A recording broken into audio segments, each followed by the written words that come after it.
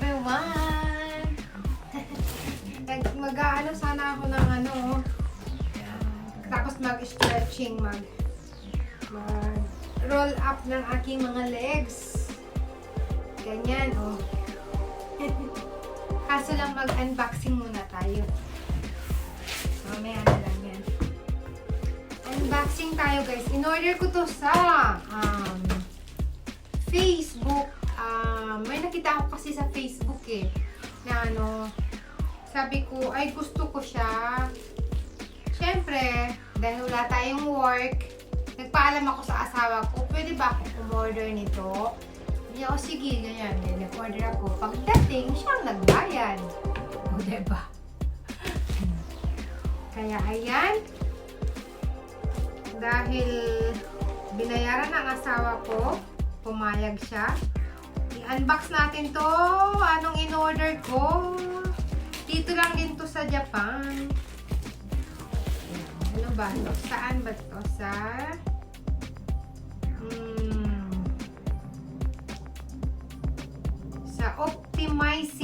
Optimizing ang pangalan. Shoes. Sapatos ito, guys.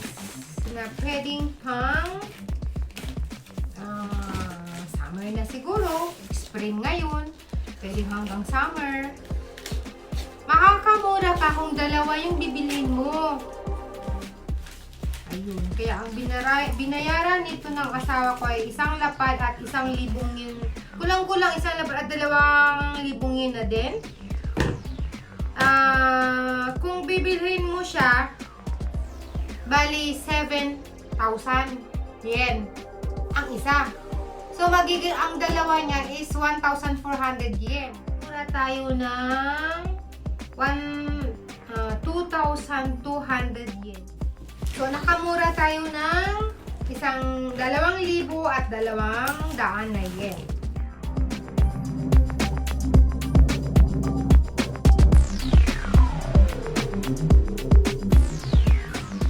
Sa Facebook ordering. Tapos nag-message ako sa Messenger. Yun. Wow, nakikita ko na. Ayan, ito na. Tararara. Ayan, ito yung isa. Second choice ko lang ito. Bumabanat siya, guys, oh.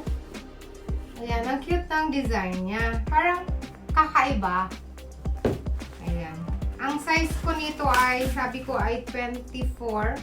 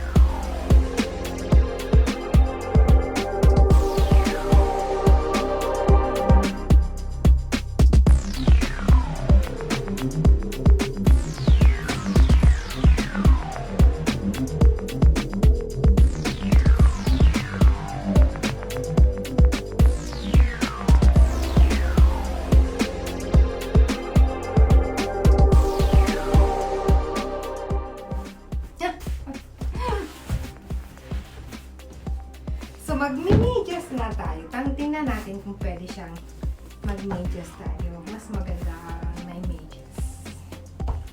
Ayan. Hindi siya pang talagang branded siya, guys. Pero ang cute ng design niya, diba? Gold. Ayan, pwede.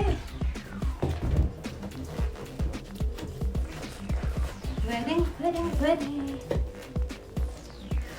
Parang Gucci. I love it. Satisfying.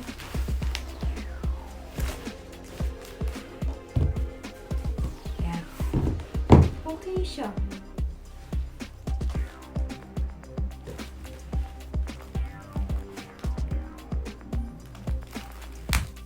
Hindi natin kilala yung brand, pero unique yung design niya.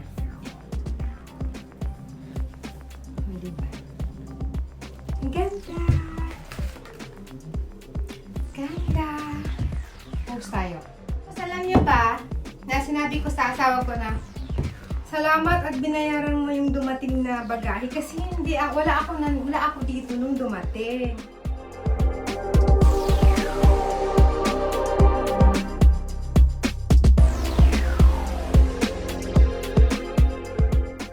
Salamat, sabi ko.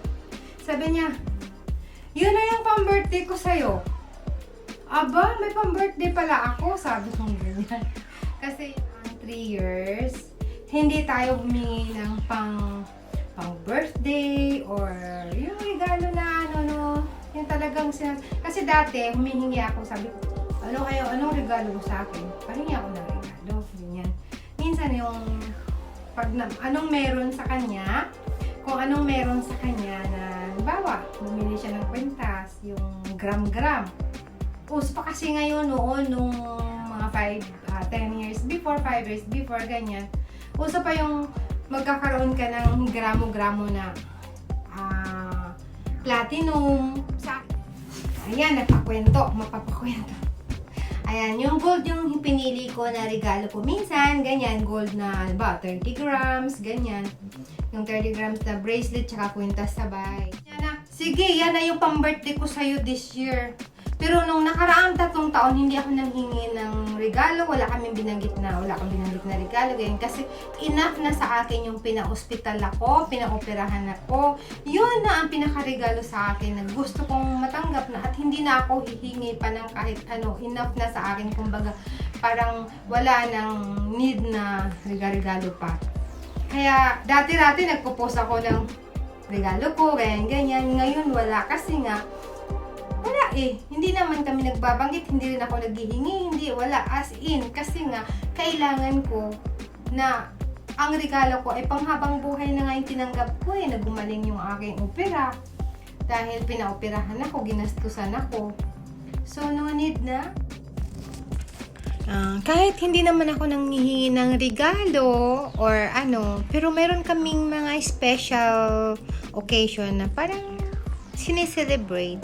So, nung nagpunta kami ng Hokkaido, ganyan, yun lang yung parang gusto kong regalo din na mayroon kaming special trips for my birthday.